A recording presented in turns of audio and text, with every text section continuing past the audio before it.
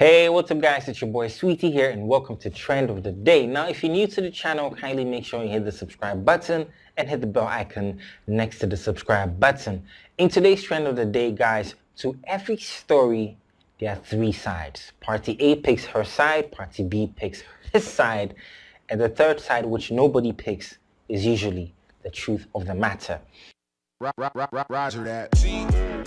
Vanessa has already granted 2 interviews, one with GH Page, which is a person interview, and the other with Zion Felix, which is a phone interview. And per our analysis, her narration across both interviews has an 80% consistency. Now, we've also been in touch with Funny Face's camp, obviously, because we have to hear their side of the story and then be able to analyze both of them and give you the third side. Alright guys, now the first thing we're going to be looking at is when Vanessa stated that during her time when she lived with Funny Face, she wasn't using a phone because he didn't allow her to use a phone. Now this is very contradictory to the fact that she stated later during the same interview that the first fight which happened when she was bathing the child and Funny Face came and was shooting Choco Chocho, she stated that she had made an order of a waist trainer at Mami Yeboah Esiedu's shop. Now, before she even stated about the fight and everything, she said that she didn't know Mami Yeboah Esiedu from Adam and that she met Mami Yeboah Esiedu via social media. That is where she made the order before Mami Yeboah Esiedu followed up with the call, and then she realized that she had been beaten and she was crying. So if she, as she stated, did not use a phone when she lived with Funny Face, the question is, which phone did she use to make the order on social media, and which phone did she use to receive the phone call from Mami Yeboah Esiedu? Now, later in the same interview, her mom did confirm that yes, Vanessa did not use a phone when she was living with Funny Face, but later contradicted herself also by saying that Funny Face bought a phone for Vanessa and then he smashed and destroyed the phone because he claimed that Vanessa had been receiving calls from certain men, and then Vanessa had to resort to using a yam. And then she picked up the yam and showed it to Rashad, the interviewer, and then he was quite stunned. Then later, Vanessa stated that it wasn't a yam, but it was a smartwatch. This is crazy, okay? Now, the second thing is when Vanessa stated that the video which Funny Face posted of her holding his shirt, she said that that wasn't the full video and that in the full video, he did something to her by stepping on her belly, which caused the stitch that she had during her cesarean section, kind of break with fluid oozing out and all of that, and then she had to go see the doctor after. So she dared Funny Face to release the full video of that particular episode. Now, according to her, the person who was recording the video, whose name is Kakra, happens to be her Vanessa's friend, not Funny Face's friend, and that her friend has the full video. Now, she dared Funny Face to release the full video, but according to you, your friend has the full video and has not released it. This doesn't even make sense.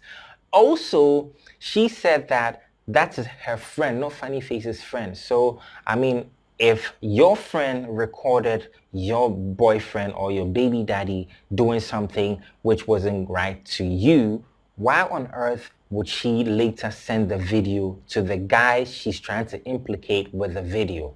I mean, what's the sense in it? If you have the answer, let me know in the comment section below. Now, the third thing is Vanessa talking about Funny Face cursing his house and telling her that his house is cursed against her, Vanessa, and that the next time she comes into the house, something would happen to her. Now, according to her, she feared for her life after she had left and after he told her this, which is why she never returned to the house. Now, this is kind of funny, okay? If I didn't know anything about curses, I know one thing, that you cannot be cursed or a curse cannot take effect on you if you're truly innocent, because nobody can just get up and say, I'm going to curse you when you have not done anything to the person. And so in the Bible, Hebrews chapter 6 verses 7 talks about how curses work. And so you guys can see it on your screen Or if you don't believe that one, you can go on Google or open your Bible and read the meaning of what this scripture says, okay? Now, if Vanessa is truly innocent, like she is saying, why on earth would you be afraid to go back to the house which you claim your stuff is still there? I mean, it doesn't make any sense, okay? Now, I know a lot of people want to sympathize with her because she's currently pregnant. She's days away from giving birth. She's very vulnerable. And so people are asking, why would she want to even do something wild and lie and outrageous? We don't even know, but we'll be getting there because I have a hunch. But following up on this third point, guys, let me know what you think about this thing, okay? Do you think that somebody can curse you when you're truly innocent? Like, can somebody just look at you and say that, hey, you bore me, you annoy me, so I'm going to curse you, and then the curse takes effect? I don't think it works like that, but if you think otherwise, let me know within the comment section below. Roger that. And now point number 4, 4 points, okay? Now, this is the dog story, which is the most hilarious, okay? Now, according to Vanessa, Funnyface shot and killed his dog because she was giving the dog much attention. And she stated that the dog got to a point where it could not be tamed by Funnyface, who happens to be the owner of the dog.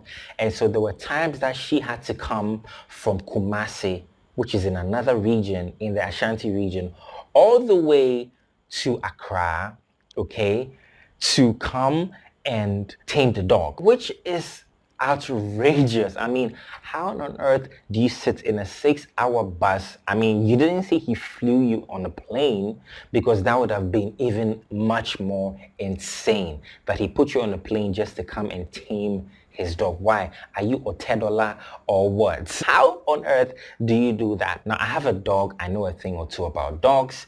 And so it's quite funny that currently in my house, I am one of the few people who can control the dog because it's a very wild dog. And so it would not make sense that if my girlfriend comes to live with me for a while and then she gets to be familiar with the dog, there'll be a time that the dog would switch. Dogs are very loyal beings. Unless maybe the dog is very sick, goes out of hand. In this case, nobody can control the dogs. So for those of you who also know a thing or two about dogs, if you think I'm lying, let me know in the comment section. If you think I'm making sense or Vanessa is making more sense, let me know about this in the comment section. Now on to point number 5, which is actually the most juicy part, or let me say the juiciest part of the whole interview, because that was how GHB started the interview to reel their viewers in, where they played the audio or the voice note of Funnyface insulting Vanessa and her mom. Now, deep down the interview, Vanessa stated that when she told Funnyface about her next cesarean section, which is what she's currently going to go through when she goes into labor, she said that Funnyface sent her 2,000 Ghana cedis through his sister, and then when she received the money and sent him a confirmation, he suddenly burst out of the blue and started insulting her and her mom. But this is kind of outrageous, because when she showed the chat to Rashad, the interviewer, he was mind blown. And I knew that it didn't make much sense to him, but I'm wondering how on earth he didn't probe further, because he had been doing a very good interview. I'm wondering how on earth you couldn't notice that something must be missing in the puzzle. Like, there's a missing piece of the puzzle. Funnyface brought out the missing piece, posted it on his Instagram, which was a voice note Vanessa had sent him before he replied with the voice note that Vanessa played. And then he did insult Vanessa and her mom, which most people did not agree. I mean, if you have a beef with Vanessa, maybe you should sort it out with her and not involve the mom. But he also has a side. Like I said, we've been in touch with his camp and they have a reason why he did that, or they've stated the reason why he did that. We're going to be telling you in a bit, but like I was saying, I don't know why Vanessa would eliminate the part where she insulted Funnyface before he replied with that. She kept that part hidden, and if Rashad did not see that in the chat because he had the tablet, that means that she probably has a lot of hidden agendas which could be buried in the whole interview, which is some of the things we've pointed at you already. But this is what she initially sent Funnyface before he also replied. And I can't say nipa fun nipa fun. I repeat for the third time, nipa fun. And a cancer fun. And so I'm not surprised. The last statement. Now wait, when we are talking about fathers, I think you are one of them. If we say someone is a father, you think it's all about having sex with somebody and the person is pregnant. It's your responsibility. And a chest away. Now responsibility ben. When no massem a bomb just like yourself. When no massem bomb so we are watching. I don't regret anything, any fight I've had with you. Alright guys, so you heard it, and according to Funny Face's camp, the reason why he involved her mom is because he thought to himself that what kind of a woman would go live with your in-laws and record her pain and come and display it out in public. Now, if you guys watched the interview, you realize that she had a recording of Funny Face's mom speaking about how she was suffering and how she wasn't getting enough medication and all of that. I mean, what kind of intentions do you think she had when she was staying with her? You had issues with your baby daddy, and she welcomed you into her house, and then you come and record her secrets and come out to expose it. So with that also, let me know what you think about it in the comment section below. Now moving on to the final part, Vanessa stated that she is jobless because Funny Face caused her to stop her acting career and come live with him and got her pregnant, and now she has 2 kids and the third one is on its way, and so she cannot get a job because her job is to take care of the kids. Well, I know taking care of kids is actually a job, but hey, you are 27-year-old, you are young, and we know people that have 4 or 5 or 6 children yet still work. It doesn't make sense. And so we did some digging, and we found out that Vanessa, after completing high school, did not proceed to tertiary education. So she does not have a bachelor's degree or even a diploma or vocational certificate. So the only thing she was doing was her acting thing. According to her, she has shot a couple of series with Papa Kumasi, who's the person who linked her to Funny Face. And so you cannot even say that Funny Face told you to stop acting, because Funny Face himself is an actor and he has series which he shoots. So unless you want to say that Funny Face told you to stop acting with Papa Kumas and come join his crew to act with him, that would have made sense. But for you to say that he caused you to stop acting because you became his girlfriend or his baby mama, it doesn't make a lot of sense. Now, tell me, what kind of job can Vanessa, who is a high school graduate, get in this Ghanaian economy where people with master's degrees cannot even get jobs? I mean, it's outrageous. Maybe if she did continue her acting career and did not meet Funny Face, she would have blown. She would have been like Mame Sewa or Ellen White, maybe like Rosemont Brown. Okay, I mean, I'm just joking. Lots of parents, lots of women, they have kids, yet they still work and take care of their kids as well. So it doesn't sit right with me, and I know it might not sit right with other people as well. But always let me know what you think in the comment section below. Roger that. Let's make a quick switch to Funny Face's side, because he's also been posting selfie videos and long captions and screenshots and all of that to defend himself of all of these allegations. And guys, we checked his page as of this recording and he has deleted those videos, with the exception of some of the comments from his fans, and then this one audio we played to you about when Vanessa insulted him before he replied with what he also did with a voice note insulting her and her mom. Okay, so that's it. So it looks like Funny Face has regretted what he did. I think so. Currently, he's out of town. If you check his Instagram, he's in Cape Coast. He's touring around. He's trying to get all the help he can get. And we know that he's going to come back to be a better person and be a better dad to his son and Ella and Bella. Now, the question goes to Vanessa. What are you also going to do? Because like I said, you have a side of the story. Funny Face has a side of the story.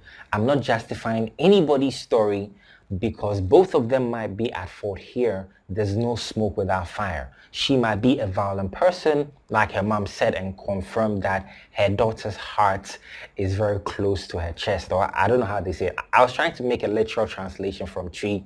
Basically, what she was trying to say is that her daughter has a quick temper, and she also claimed that Funny Face has a quick temper. And so two quick-tempered people meet, there's definitely going to be a spark.